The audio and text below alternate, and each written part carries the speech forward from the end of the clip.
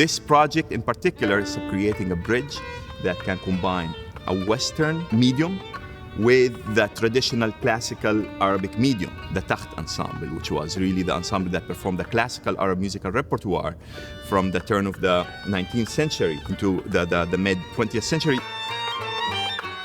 The smallest interval in Western music is from a white key to a black key on the piano, and that's called a half step. In Arabic music and Turkish music and Persian music, there are even smaller subdivisions from one note to another that we use, and those are referred to as quarter tones. It's not always a quarter of a step. Sometimes the tuning is a little more finite than that. Because of these microtones, the options and the limits are wide open in Arab music.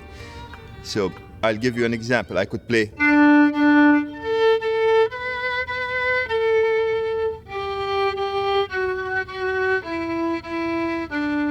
Or if I use, if I want to use the microtone, this is how it would sound like.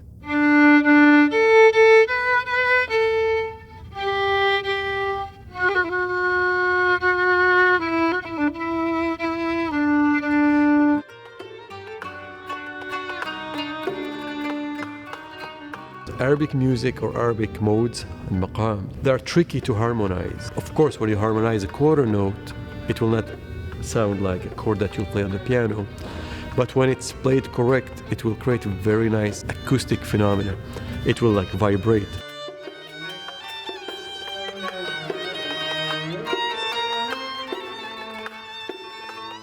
One of the traditions of Arabic music is what's called heterophony, and this is where multiple instrumentalists or multiple singers sing the same line, the same melody, but each one colors that particular melody a little bit differently. Imagine that you have 4 or 5 musicians playing the same melody, but each one is embellishing it slightly differently. What do you get? It creates a thicker layer than what is known as monophony or a single line. As an Arab violinist, I wouldn't just play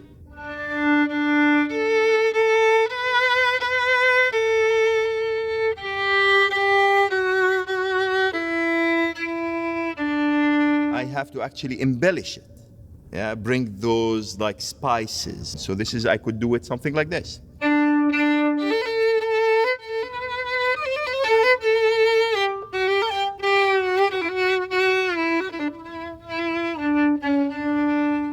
So I just ornamented a line.